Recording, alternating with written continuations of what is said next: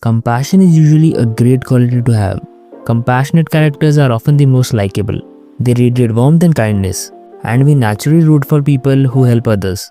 But sometimes, this exact quality becomes a curse. The problem isn't compassion itself, it's how suddenly that compassion appears and what the story does to justify it. To understand why it feels wrong, we first need to talk about how character progression actually works. When showing character progression, there are two ways to do it. The first way is slow progression. Little by little, the character changes. Every incident pushes them slightly forward. We see the struggle, we see the growth, and because we walk the journey with them, it feels natural. Vegeta is a perfect example of slow progression. His change wasn't sudden, it took him years. But now, there are things he can put his pride aside for. He can admit his weakness, acknowledge others' achievements, and is also willing to sacrifice himself for others. His growth feels earned. The second way is fast progression. Instead of daily effort, the character experiences a traumatic, life-altering event. This event must be powerful enough to justify a complete shift in worldview. If it's not, the change feels abrupt and unrealistic. It gives off the vibes that this character would never do this. That's when progression turns into character assassination. Take adult Naruto for example. The author completely ruined him as a dad. The guy whose family was not around, who knows the pain of loneliness, would never treat his own kids like this. Kishimoto turned him into a super workaholic guy who's barely there for his kids. The sudden change in his behavior without any reason feels like a betrayal to the character. Gege actually did a fantastic job of showing fast progression once with Satoru Gojo. Young Gojo was reckless. He was talented beyond measure but complacent. You can see it when he struggles with Red. A prodigy of his level should have mastered it easily by that time. But because Infinity protected him, he lacked urgency in his training. Then came the Toji incident. For the first time, Gojo realized something terrifying, that even a monster like him can be killed. After that realization, everything changed. He learned reverse curse technique, mastered Red, and even unlocked Hollow Purple as he entered Flow State versus Toji. But that still wasn't enough for him.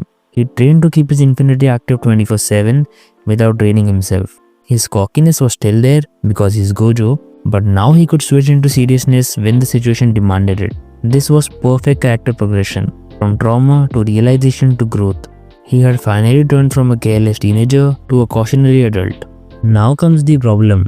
Gege horribly failed during his second attempt of fast progression with Gojo using Sukuna. In his fight versus Sukuna, Gojo is suddenly shown second guessing himself, saying things like, "I was bound to lose from the start." Gojo would never say that. If you want to show this as his true feelings and portray his confidence at the beginning of the fight as fake, then at least give us a good reason behind it. Throughout the fight, Gojo was dominating Sukuna and his daddy.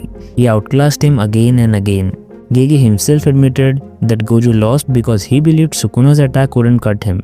So let me get this straight. You show Gojo doubting himself and then kill him because of overconfidence? That's so goddamn contradictory and doesn't make any sense. Now comes the compassion angle. The logic given is that Gojo felt connected to Sukuna because Sukuna was closest to him in strength, and fighting was Gojo's way of communicating loneliness through his fist. Here's the problem. Just like the self-doubt version of Gojo, this version also came out of nowhere. Throughout the series, Gojo was never compassionate or even considerate towards Sukuna, not even once, and these thoughts appear during his final moments, which implies that making Sukuna understand the pain of loneliness mattered more to him than saving Megumi, protecting his students, and the entirety of Japan itself. This is the same Sukuna who massacred Shibuya, who slaughtered innocent civilians without hesitation. So when did Jujutsu Kaisen become Naruto? Jujutsu Kaisen was famous for not doing stuff like this. Remember Junpei's death? In any other anime, the inner demon would have made a deal and the main character would have gotten a power-up. Instead, Sukuna and Mahito both laughed while Yuji was drowning in despair. This scene felt so realistic, and this realism is what JJK abandoned. Gege repeated the exact mistake with Itadori using Sukuna. Unlike Gojo, Itadori has been kind from the get-go, but kindness was never his weakness. Yuji showed absolutely zero compassion because Mahito killed Junpei, Nanami, and countless others. When Mahito said, "You and I are the same. I kill without question and you save without question," the main thing that he was trying to highlight was Yuji's non-hesitancy. That line defined Yuji's character. He doesn't hesitate. Once he decides something, there's no inner conflict. So why does this conflict suddenly appear with Sukuna, the man who killed his sensei and destroyed Megumi's life? Don't get me wrong, I don't have a problem with Yuji becoming compassionate towards Sukuna, but earn it. Show me a moment that breaks him from the outside, or a thought process that changes him from within. Justify the sudden compassion towards Sukuna in some way at least. You can't just flip a switch and call it growth. That's lazy writing at its peak. Jujutsu Kaisen stopped punishing villains and started trying to fix them. An ideological debate with the most evil character in the series makes no sense. Sukuna's not a conflicted villain like Madara who's secretly chasing peace. He's just a power-hungry brute who wants to satisfy his hunger for killing and eating whatever he wants to. He abandoned his humanity long ago. He perfectly embodies the code. Some men just want to watch the world burn.